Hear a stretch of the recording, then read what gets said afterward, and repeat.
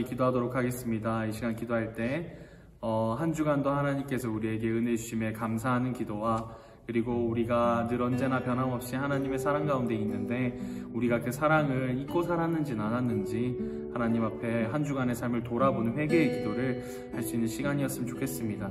우리 다 함께 기도하실 때 하나님께 감사와 그리고 한 주간의 삶을 돌아보는 회개의 기도 함께 드리도록 하겠습니다. 기도하시겠습니다. 사랑하는 은혜가 많으신 아버지 하나님 감사합니다. 하나님께서 우리를 사랑하시고 우리를 붙잡으시고 우리와 늘 함께 하시는데 우리의 삶 가운데 과연 하나님의 사랑을 주님의 살아온 삶이 있었는가를 돌아봅니다. 아버지 하나님, 우리가 한 주간 살아오면서 하나님을 사랑하지 못하였던 것, 또 하나님보다 다른 것을 더 사랑했던 것이 있던 것, 아버지 이 모든 것을 용서하여 주시고 우리가 다시 한번 한 주간을 살아갈 때 하나님의 사랑을 기억하고 하나님의 사랑과 함께 아버지 하나님이 한 주간도 살아낼 수 있도록 주님 붙잡아 주시옵소서. 세계가 많이 어려움을 당하고 있습니다. 우리나라도 큰 어려움을 봉착해 있습니다. 하나님 아버지, 모든 위기들 가운데에서 더욱 하나님의 은혜와 하나님의 사랑을 우리가 기억할 수 있는 기회가 되게 해주시고 이 일로 말미암아 하나님을 예배하고 찬양하는 일에 우리가 다시 한번 중요성과 경각심을 느낄 수 있도록 주님 은혜를 더하여 주시옵소서. 이 모든 기도 사랑이 많으신 예수 그리스도의 이름으로 감사드리며 기도합니다. 아멘. 다 함께 사도신경 하심으로 우리 신앙을 고백하겠습니다.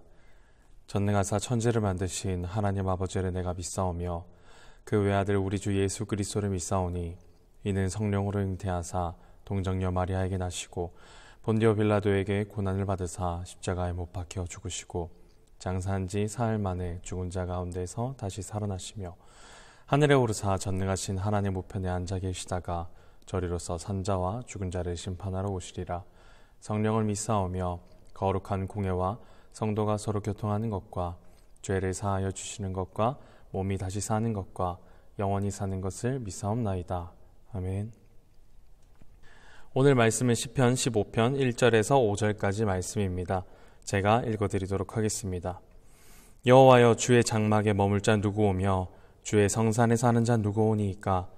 정직하게 행하며 공의를 실천하며 그의 마음에 진실을 말하며 그의 혀로 남을 허물하지 아니하고 그의 이웃에게 악을 행하지 아니하며 그의 이웃을 비방하지 아니하며 그의 눈은 망령된 자를 멸시하며 여호와를 두려워하는 자들을 존대하며 그의 마음에 서원한 것은 해로울지라도 변하지 아니하며 이자를 받으려고 돈을 구워주지 아니하며 뇌물을 받고 무례한 자를 해하지 아니하는 자이니 이런 일을 행하는 자는 영원히 흔들리지 아니하리이다. 아멘. 이 시간 그곳에 거할 자라는 제목으로 김기훈 전사님의 말씀이 있겠습니다. 많은 은혜 받으시기 바랍니다. 오늘 여러분들과 함께 나눌 말씀은 시편 15편 말씀입니다. 시편 15편은 우리들이 너무나 잘 알고 있는 다윗이 지은 시로 구약시대 이스라엘 백성들이 성전 예배 직전에 노래하였던 예배시면서 동시에 지혜시로 어떠한 자가 하나님 앞에 예배드리기 합당한지 그리고 하나님께서는 어떠한 자를 예배 가운데 기뻐 받으시는지에 대해서 노래하고 있는 시입니다. 오늘 말씀 1절을 보면 주의 장막에 머무를 자 누구냐, 그리고 주의 성산에 사는 자 누구냐라는 이런 수사적 질문으로 말씀이 시작되고 있고 2절에서 5절까지는 이 질문에 대한 대답으로 긍정문을 사용해서 표현한 적극적 측면의 조건 5가지와 부정문을 사용해서 표현한 소극적 측면의 조건 5가지, 총 10가지를 열거하고 있습니다. 특별히 오늘 말씀은 하나님과의 바른 관계 그리고 바른 교제에 대해서 다루고 있는데 외적인 어떠한 조건이 아니라 우리들의 이 내적인 조건, 다시 말하면 우리들의 마음과 우리들의 이 중심이 중요하다라는 것을 강조하고 있는 말씀으로 오늘 저와 여러분들에게 주시는 이 하나님 말씀의 값진 그 의미를 깊게 살펴보기를 원합니다. 앞서 이야기했듯이 1절 말씀에 나와 있는 질문, 누구 오며 그리고 누구 오니까 라고 질문을 반복하여 말하고 있는 것은 강조하고자 하는 것으로 하나님의 전에 나아가기 위해서는 어떠한 그 조건을 갖추어야 한다는 것을 내포하고 있습니다. 주의 장막은 아직 성전이 건축되기 이전이기 때문에 하나님의 언약궤가 장막에 머물고 있던 상황을 표현한 것이고, 주의 성산이란 하나님의 그 장막이 있던 그 시온산을 의미하는 표현입니다. 그리고 더 나아가 이 장막과 성산은 사실 하나님의 나라를 예표하고 있는 것으로, 우리가 이 말씀을 두렵고 떨리는 마음으로 받아들여야 할 것은 단순히 오늘 이 말씀이 하나님께 나아갈 어떤 사람의 조건을 말하고 있는 것이 아니라 더 심한 단계로 우리가 하나님 나라에 들어갈 자, 하나님의 그 나라에 들어갈 자가 누구인지를 묻고 있는 질문이기 때문에 우리가 더욱더 무겁게 받아들여야 할 그런 하나님 말씀이다라는 것입니다. 오늘 말씀 시편 15편은 당시 이스라엘 사회에서 하나님 전에 들어가는 사람들 앞에서 먼저 노래되었던 시입니다. 다시 말하면 하나님 전에 들어가기에 앞서서 1절로 질문을 하고 2절과 그리고 5절에서 나와 있는 말씀으로 대답을 하였다고 합니다. 2절에서 5절에 나와 있는 이 조건과 이 조건들을 충족시킨 자만이 그 하나님 전에 들어갈 수 있는 것이지만, 사실 이 조건을 갖추지 않았던 사람들도 하나님 전에 들어갔을 것입니다. 사람은 자신의 마음과 그리고 우리들이 갖고 있는 이 생각을 표현을 할 때 다른 사람들을 속일 수 있었기 때문에 당시 이 질문에 대해서 거짓으로 대답하고 그곳에 들어갈 수 있었을 것입니다. 마찬가지로 우리들도 하나님을 사랑한다고 그렇게 고백하며 하나님의 전인 이 교회에 나와 주님을 찬양하고 기도하고 주의 말씀을 들을 수는 있습니다. 하지만 우리가 겉으로 보여지는 것 이면에 우리 마음속에 하나님을 향한 그 진실된 사랑과 마음이 없다면 하나님은 우리의 예배를 절대로 받지 아니하실 것입니다. 그리고 이 모든 진실과 거짓은 우리 예수 그리스도께서, 우리 주님께서 다시 오시는 그 마지막 때에 다 밝혀질 것입니다. 진정한 하나님의 나라는 거짓을 구하고 우리의 마음을 숨기고 우리가 어떤 죄를 가지고 들어갈 수 있는 곳이 아니기 때문입니다.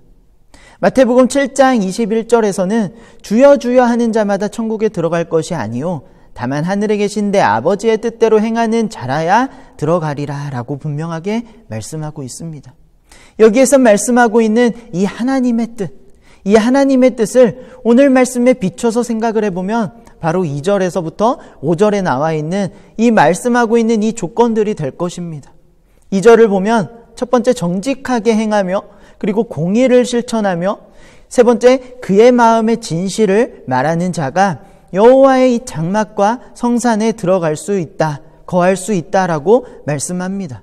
정직하게 행한다는 것은 흠 없이 완전하게 걷는 자라는 뜻으로 거짓과 그리고 악이 가득한 이 세상 가운데서도 우리가 구별된 성도의 삶을 살고자 발버둥치고 노력하는 것을 의미합니다. 공의를 실천하고 진실을 말하는 자는 사람의 기준으로 의로움의 모습을 보여주는 것이 아니라 하나님과 그리고 하나님 말씀에 기준하여 옳고 그리고 의롭게 여겨지는 기준이 필요하며 우리 마음속에 진실됨을 갖추고 그 진리를 말하는 자세를 의미하고 있습니다. 다음으로 3절을 보면 우리들이 다른 사람과의 그 관계에서 조심해야 될 부분을 말씀하고 있습니다. 첫 번째, 혀로 남을 허무는 것. 그리고 두 번째, 악을 행하는 것. 세 번째, 비방하는 것. 사탄이라는 단어를 영어로 우리들이 너무나 잘 알고 있죠. 데빌이라고 합니다. 그런데 이 사탄이라는 단어의 뜻을 여러분들은 알고 계십니까? 바로 이 사탄이라는 단어의 뜻은 비방하는 자라는 뜻입니다. 그런 의미에서 혀로 남을 허무는 것은 다른 사람에 대한 안 좋은 소문을 내는 것, 그리고 우리 이웃에 대해서 악을 행하고 그 이웃을 비방하는 것, 다시 말하면 그 이웃을 모욕하는 것은 예수님을 닮아 살고자 하는 모습이 아니라 어떻게 보면 사탄을 닮아가는 삶을 살고자 노력하는 자세라고도 할 수 있습니다. 여러분들은 과연 어떤 자세로 살기를 원하십니까? 바라기는 상대방을 향하여 악을 행하고 그 사람을 비방하는 자가 아니라 그들의 어려움들과 그들의 아픔들을 더 사랑으로 보듬어주고 예수님께서 우리들에게 보여주신 그 사랑을 우리도 다른 이들에게 전하는 그러한 저와 여러분들이 되기를 주님의 이름으로 축복합니다. 4절에서는 다윗은 망령된 자를 멸시하며 여호와를 두려워하는 자들을 존대하며 라고 말을 하고 있습니다. 망령된 자라는 것은 하나님이 저버린 자라는 의미로 여호와를 두려워하는 자와 대조를 이루고 있습니다. 우리는 죄 가운데 빠져 헛된 것을 쫓아 그곳을 향해 걸어가는 자들과 함께하는 것이 아니라 여호와를 두려워하는 자들, 다시 말하면 여호와를 경외하는 자들과 함께할 때 그의 성소에 거할 수 있는 조건을 갖추게 됩니다. 그리고 마음에 서원한 것을 지키는 자가 여호와의 장막과 성산에 거할 수 있다라고 말씀하고 있습니다. 서원이란 하나님과의 이 믿음의 약속, 즉 언약을 의미하는 것으로 우리들이 정말 무섭게 바라보고 여겨야 할 것입니다. 우리가 어떤 계약서를 작성하고 그 계약서 마지막에 사인을 하게 됩니다. 그런데 그 계약서의 내용을 이행하지 못하였을 때 우리가 겪게 되는 그 손해와 그리고 그 책임은 정말 막중합니다. 세상의 법으로 맺게 되는 약속과 그 결과에 대한 책임이 이 정도인데 하나님과의 언약에 대해서 우리가 너무 가볍게 여기고 있는 것은 아닌지 한번 돌아봐야 합니다. 하나님과의 이 언약을 지키지 않는 것은 하나님을 우리의 구조로 인정하지 않는 것이며 어떻게 보면 하나님을 능멸하는 것, 하나님을 모욕하는 행위라는 것을 우리는 기억해야 합니다. 그런 의미에서 하나님과의 이 엄중한 언약인 서원이라는 것, 서원한 것을 지키는 자가 바로 하나님의 전에 들어갈 수 있는 것입니다. 5절에서는 이자를 받으려고 돈을 꾸어주지 않는 자와 뇌물을 받지 않는 자가 하나님의 전에 들어갈 수 있다라고 말씀하고 있습니다. 당시 이스라엘 사회에서 동족 간의 어떤 이자를 받는 행위에 대해서 공동체의 질서와 그리고 그 화합을 깨트리는 것으로 여겼기 때문에 금지하였었고 오히려 이런 어려움들을 겪고 있는 이웃들에게 자비와 긍휼을 베풀 것을 강조하였습니다. 우리 또한 우리 주변에 있는 어떤 형제 자매의 어려움들에 대해서 그 어려움을 이용해서 우리 자신의 어떤 이익을 삼고자 하는 태도는 절대 용납되어서는 안 될 것입니다. 또한 뇌물을 받고 무죄한 자를 해하는 자는 하나님의 전에 들어갈 수 없습니다. 뇌물을 받은 자는 자신이 무언가 된 것 같아 그 받을 때는 너무나 기분이 좋을지 모르겠으나 이것은 우리들의 어떤 생각과 판단을 흐리게 하는 것으로 어떻게 보면 그 뇌물과 그리고 그 뇌물을 준 대상과 이 돈의 노예가 될 수 있기 때문에 절대로 허용돼서는 안 되는 것입니다. 우리 그리스도인들이라면 정직한 방법으로 땀을 흘려 버는 자세가 필요하다는 것입니다. 오늘 말씀을 정리할 겁니다. 우리가 여호와의 장막과 그리고 이 성산에 들어갈 수 있는 자가 누구인지에 대한 이 질문과 그리고 이 질문에 대한 답으로 이 조건들을 살펴보았습니다. 사실 이 10가지 조건을 지킬 수 있는 사람은 아무도 없습니다. 왜? 우리는 첫사람의 범죄로 인하여서 타락했기 때문에 우리 죄인은 이것들을 절대로 지킬 수 없는 것입니다. 그렇다면 누가 이 모든 조건들을 지킬 수 있을까요? 바로 예수 그리스도입니다. 지킬 수 없기에 우리는 그렇다면 희망이 전혀 없는 것일까요? 이것도 아닙니다.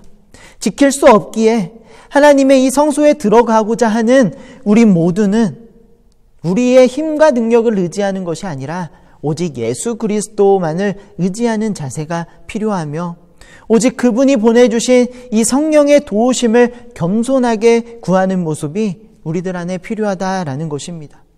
구별된 자라고 불리는 우리 모든 성도는 하나님께서 요구하시는 이 조건들을 적극적으로 행하고자 하는 자세가 필요하며 오직 그리스도를 통해서 하나님의 곁으로 이 하나님의 전으로 나아갈 수 있다라는 것을 우리들은 기억을 해야 합니다. 정말 우리가 하나님으로부터 그리고 예수 그리스도로부터 받은 이 사랑이 우리들 안에 머물고 있다면 당연히 우리들이 남을 해하고 이웃들에게 악을 행하고 비방하는 이러한 잘못된 길을 걸어가는 것이 아니라 당연히 우리들에게 베풀어 주신 그 값없는 은혜와 사랑을 우리 또한 전하는 자가 될 것입니다. 오늘 말씀은 단순히 하나님께 나아가는 어떤 조건들을 말하고 있는 말씀이 아닙니다. 더 나아가서 영원한 우리 하나님 나라에 들어갈 수 있는 자의 어떤 조건에 대해서 말씀하고 있는 너무나 무겁고 그리고 너무나 두려운 말씀입니다.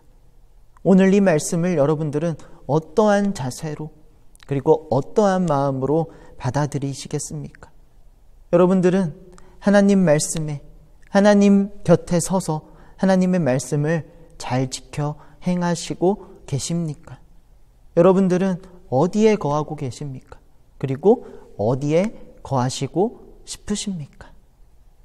한 주간 여러분들 삶 가운데 오늘 말씀을 생각하면서 하나님을 위한 삶, 하나님의 영광을 위한 그런 아름다운 성도의 모습의 삶을 살아가는 저와 여러분들이 되기를 주님의 이름으로 축복합니다. 기도하겠습니다. 하나님 아버지 감사합니다.